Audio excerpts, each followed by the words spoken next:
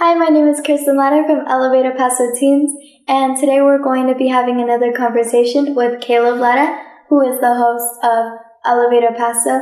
Today we're going to be talking about the whole reason behind Elevator Paso. So, why did you choose to start it? I just started Elevator Paso because it gives us a platform in which we could have a captive audience, and our intent is to be influential in the way that people live their lives and in the quality of life that our community has.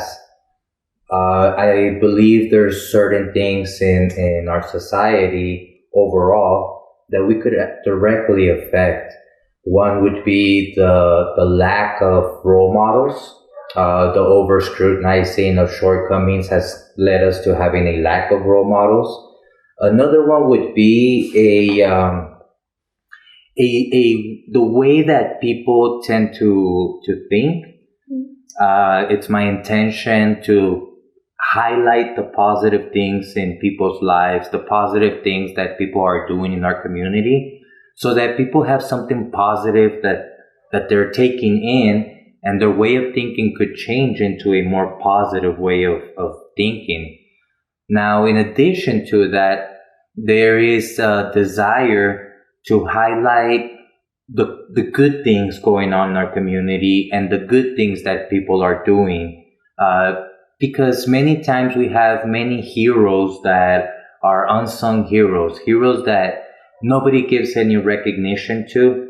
And perhaps that's what they desire, but I believe it's good to recognize when somebody is doing something good, when an organization is going out of their way to be involved with the community. And this is a great platform to open doors to do that. Lastly, I started Elevator Paso because I wanted to give you a platform, and I wanted you to experience something that I desired early on. Your uncle, my brother, who now passed away, when I was your age, for some strange reason, used to always tell me that I should become an actor and be on TV.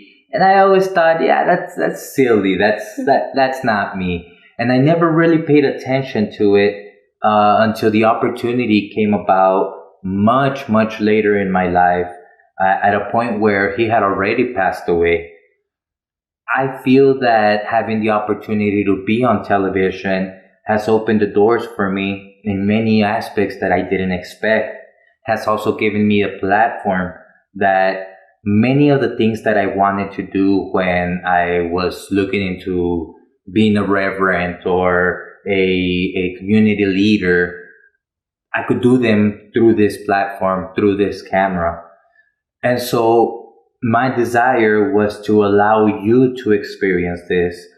I know that within you there's a great sense of wanting to help others. I see you being all your friends' counselor all the time. And I thought, what a perfect way for you to be able to voice this. Teenagers have definitely a great need for this. A lot of the role models that are currently on TV aren't exactly giving the best message. And I know that it's something that you deal with quite often. I know that we have many conversations in our private life, and I know that you have a good head on your shoulders. And so that was the other reason why I wanted to do it, so that you could have this platform as well. What inspired you to do it on a TV show and not like a book or what's it called? On the like Online? Yeah. Well, the reason behind being on TV is, one, by the time I started Elevator Paso, I had several years experience on television, so I know the way that television works. Two, the influence behind having a logo such as the awesome network we're on, the CW, is a great help. And it sets us apart from being just another podcast, just another YouTube channel. You know, our social media side to Elevate El Paso is definitely great and is a huge help to what we do. And many of the ratings and the TV viewers we have come out of social media. However, the reason that a lot of this goes on is because we've been able to be lucky enough to have such an awesome network backing us.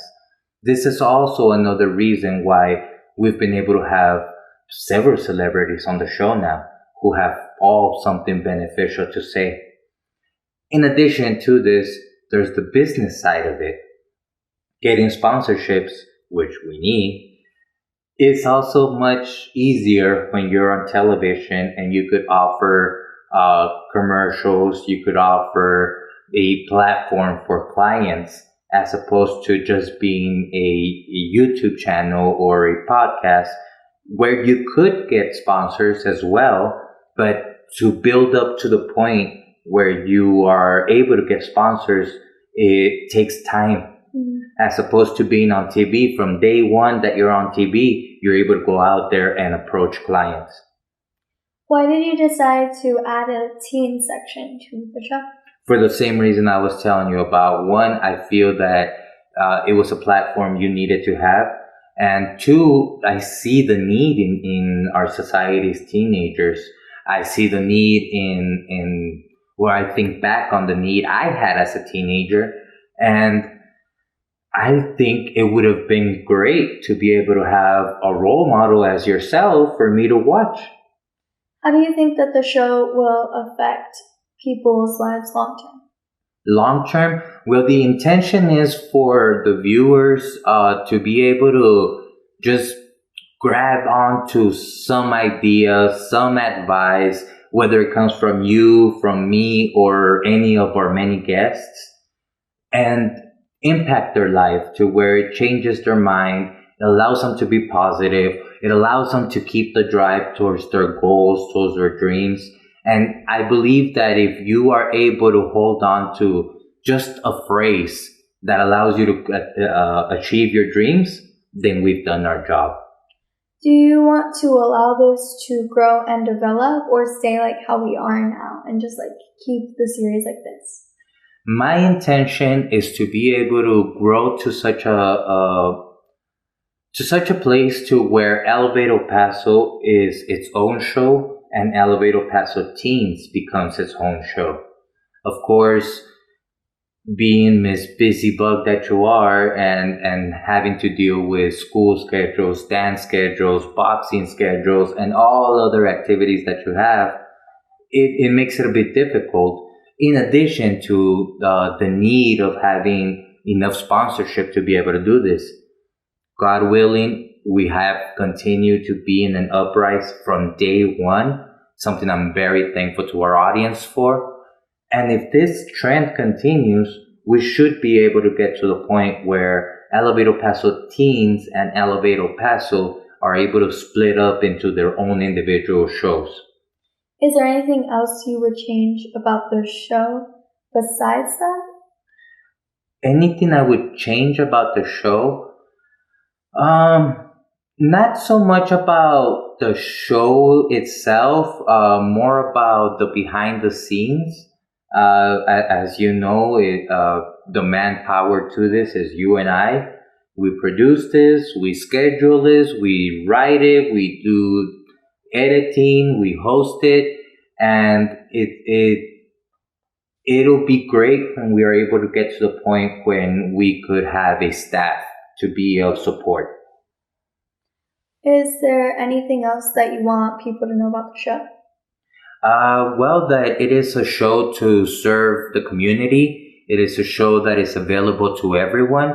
All it takes is reaching out to either one of us on social media. If there's any ideas, if there's anybody that needs to be highlighted, or even to simply interact with us, we are open to that. The purpose of this show is that we didn't have that censoring that many other shows have, and make us available to everybody so that we could actually have an impact on the community. So it is something that is for the community.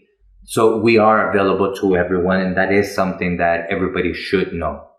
What are some steps that you had to take in order to get to airing the show on the CW? Well, mentally prepare myself in regards to knowing how I would structure it, finding those first couple of sponsors that allow me to have that breakthrough to have the airtime, having the talks with the networks, various networks that we were considering to begin with, deciding which was the first one.